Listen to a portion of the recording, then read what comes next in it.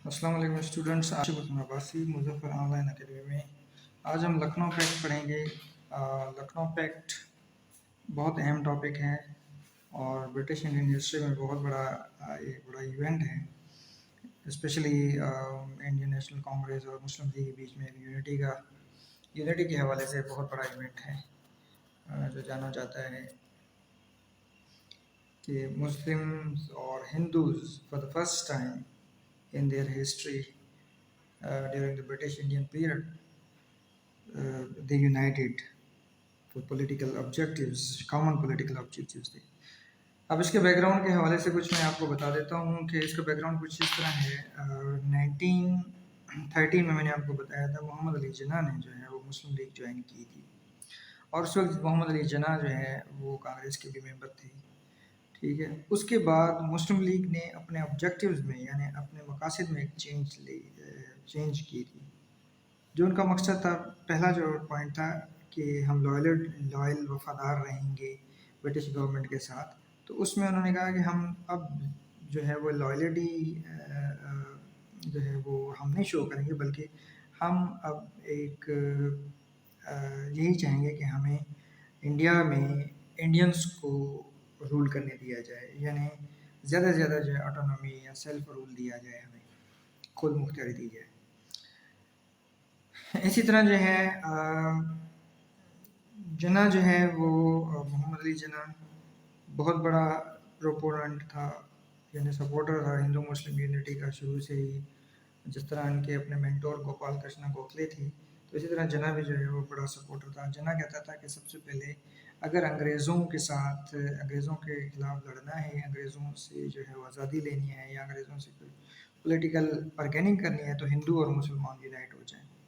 सो Hindu Muslim unity का बड़ा जो है ये क्या कहते हैं, he was proponent and supporter, बड़ा सपोर्टर था हिंदू मुस्लिम यूनिटी का। ठीक है, उसके अलावा जो है फर्स्ट वर्ल्ड वॉर भी शुरू हो गई थी, जून 1914 में शुरू हो गई थी। तो गवर्नमेंट ने कहा कि हम जो है वो इंडियंस को ज़्यादा रिप्रेजेंटेशन देंगे, बल्कि रिस्पॉन्सिबल गवर्नमेंट बना के देंगे। सेल्फ रूल की बात हुई थी और इंडियंस जो है हमें जंग में हमारी सपोर्ट करें। ठीक है, जो जंग हम लड़ने जा रहे हैं उसमें हमारी सपोर्ट करें इंडियंस, तो हम इंडियंस को सेल्फ रूल देंगे, हम इंडियंस को रिस्पॉन्सिबल गवर्नमेंट बना के देंगे। रिस्पॉन्सिबल गवर्नमेंट से मुराद ये कि the government will be answerable to Indians खुद रूल करेंगे और वो आंसरेबल भी लोगों को आंसरेबल होगी। जिस तरह डेमोक्रेटिक गवर्नमेंट होती है, इसी तरह जो है वो एक तरह का जो एक रास सेटअप बना के देंगे। तो ये उसका कुछ बैकग्राउंड है। अब हुआ ये कि जिन्ना ने मोहम्मद अली जिन्ना जो है वो इसके लिए स्ट्रगल करना शुरू कर दिया, चूँकि जिन्ना जो है वो दोनों पार्टीज़ के मेंबर थे, पॉलिटिकल पार्टीज़ के मेंबर थे। इंडियन नेशनल कांग्रेस के तो वो 1906 से थे, और ऑल इंडिया मुस्लिम लीग उन्होंने जो है वो 1913 में ज्वाइन की थी। तो दोनों पार्टीज़ के मेंबर थे और ये प्रोपोनेंट भी थे। और कांग्रेस में उस वक्त कुछ ऐसे लोग लाइक गोपाल कृष्ण गोखले, दादा विनोद जी, तो उस वक्त इस तरह के लोग थे जो चाहते थे कि कांग्रेस और मुस्लिम लीग जो है वो एक ही प्लेटफॉर्म पे इकट्ठे हों और वहाँ से ये फिर अपनी डिमांड करें अंग्रेज़ों को। इसी तरह जो है दिसंबर 1916 को दोनों पार्टीज़ ने अपने सेपरेट सेशंस किए, लेकिन एक ही वक्त पे किए लखनऊ में।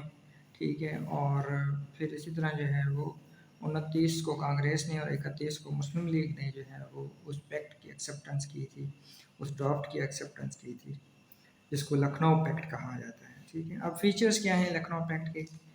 लखनऊ पैक्ट में जो मुस्लिम लीग और इनके बीच में जो तय हुआ था कांग्रेस के बीच में, कांग्रेस ने एक्सेप्ट किया कि मुस्लिम लीग जो है वो रिप्रेजेंटेटिव है मुसलमानों की ब्रिटिश इंडिया में, और इन्होंने ये भी एक्सेप्ट किया कि मुसलमान जो है वो अपने नुमाइंदे सेपरेट इलेक्टोरेट यानी अलहदा जो इलेक्शन वाला निज़ाम है उसके ज़रिए वो इलेक्ट करेंगे। ठीक है, इसी तरह जो है वो ये भी बात तय पाई इन दोनों के बीच में कि मुसलमान जो है वो बंगाल और पंजाब में उनको जो उनकी जो کیونکہ بنگال میں مسلمان 54%، 55% تھے، اسی طرح پنجاب میں بھی مسلمان میجورٹی میں تھے، تو لیکن ان کو جو سیٹس ہیں سینٹرل اسمبلی میں وہ 50% ملیں گی، یعنی جو ہندوز ہیں وہ زیادہ سیٹس ان کو ملیں گی الیکشنس میں، گورنمنٹ میں، سینٹرل اسمبلی میں۔ لیکن جہاں پہ مسلمان مائنورٹیز میں تھے، مسلمان جہاں پہ اقلیت میں تھے، تو وہاں پہ ان کی ریپرزنٹیشن ڈبل کی گئی تھی، لائک بہار، مدراس، اڑیسہ، ان کا یونائٹیڈ پروونسز میں، یو پی میں، ٹھیک ہے۔ تو اسی طرح جو ہے یہاں پہ ان کی جو ہے وہ ریپرزنٹیشن ڈبل کی گئی تھی۔ اب یہ کمپرومائز تھا، ظاہر ہے بارگیننگ تھی، گیو اینڈ ٹیک تھا، ظاہر ہے مسلم لیگ نے کچھ کہیں پہ بارگین کرنا تھا، کچھ دینا تھا، اسی طرح کانگریس نے کہیں پہ کچھ دینا تھا، تو یہ ایک بارگیننگ تھی ان کے بیچ میں۔ تو اسی طرح جو ہے وہ یہ بھی طے پایا کہ کوئی بھی بل سینٹرل لیجسلیشن ہو یا پروونشل لیجسلیشن ہو، تو ادھر سے اگر کسی بھی کمیونٹی کا 3/4 کمیونٹی کے لوگ جو اس کو اپوز کر رہے ہیں تو وہ بل پاس نہیں ہوگا۔ اس کے علاوہ جو ہے وہ یہ طے پایا ان کے بیچ میں کہ مسلمانوں کی جو ہے وہ سینٹرل گورنمنٹ میں یا لیجسلیچر میں 1/3 سیٹس ہوں گی، ٹھیک ہے۔ تو اگر 10 ہوں گے تو مثال کے طور پہ 3 جو ہے وہ مسلمانوں کی ہوں گی، یہ ان کے بیچ میں طے پایا۔ اب سگنیفیکنس کیا ہے اس کی؟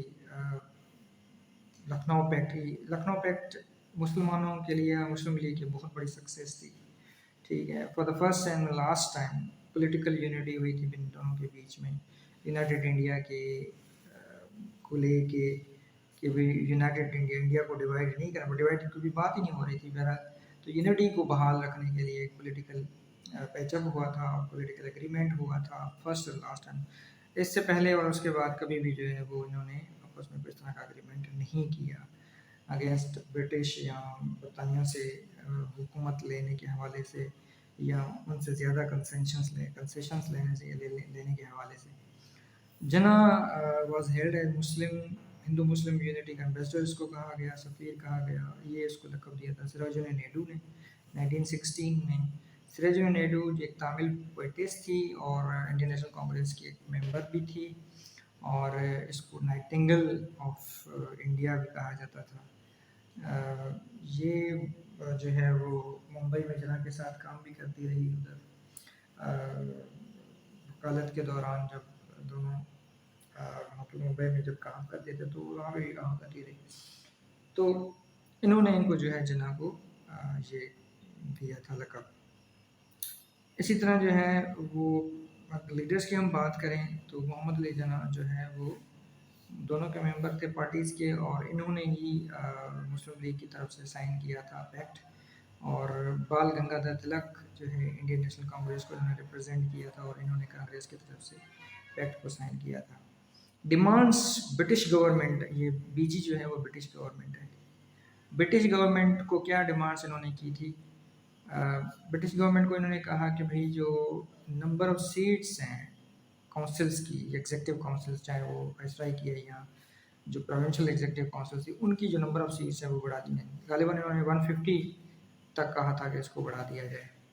اسی طرح جو ہے نمبر آف الیکٹڈ سیٹس، جو الیکٹڈ سیٹس ہیں ان کو بھی بڑھا دیا جائے، اور اس میں آدھے سے زیادہ انڈینس ہونے چاہیے، ٹھیک ہے۔ اسی طرح جو ہے وہ، اور اس کے علاوہ یہ بھی انہوں نے ڈیمانڈ کی تھی کہ اگر کوئی لا میجورٹی آف دا ممبرس پاس کرتے ہیں کوئی لا، تو وہ لا گورنمنٹ کو کسی بھی حال میں ایکسیپٹ کرنا پڑے گا، برٹش گورنمنٹ کو۔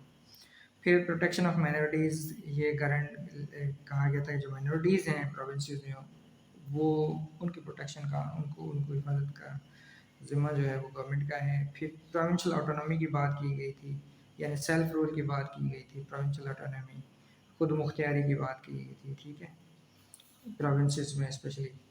اس کے علاوہ جو ہے وہ سپریٹ ایگزیکٹو کو جوڈیشری سے سپریٹ کیا جائے، علیحدہ کیا جائے، ان دونوں کو جو ہے وہ علیحدہ کیا جائے اور انڈیپینڈنٹلی فنکشن کرنا چاہیے، یہ بات کی گئی تھی۔ اسی طرح جو ہے half of the members of executive council جو ہیں وہ ان کو الیکٹ کیا جائے، آدھے ممبر جو ایگزیکٹو کونسل کے ہیں ان کو الیکٹ کیا جائے، اور انہیں ان کو الیکٹ جو ہے وہ 5 سالوں کے لیے الیکٹ کیا جائے، ٹھیک ہے، اور وہ جو ہے وہ انڈینس ہوں گے، ٹھیک ہے۔ تو یہ کچھ ڈیمانڈس انہوں نے جو ہے وہ برٹش گورنمنٹ سے کی تھی۔ ادروائز یہ جو ٹاپک ہے بہت ڈیٹیل میں جو ہے کہ اس کو ہم پڑھیں تو کافی ٹائم لگے گا. تو اس کو شارٹلی میں نے آپ کو آؤٹ لائن کی بتا دی ہیں اور مین فیچرز بتا دیے ہیں, بیک گراؤنڈ بتا دیے ہیں, اور مزید اس کو پڑھنا چاہتے ہیں, جاننا چاہتے ہیں, جو ہے تو plate form open on internet, اور اس کے علاوہ جو مجھ سے بھی آپ پوچھ سکتے ہیں. So with this thank you so much. اللہ حافظ.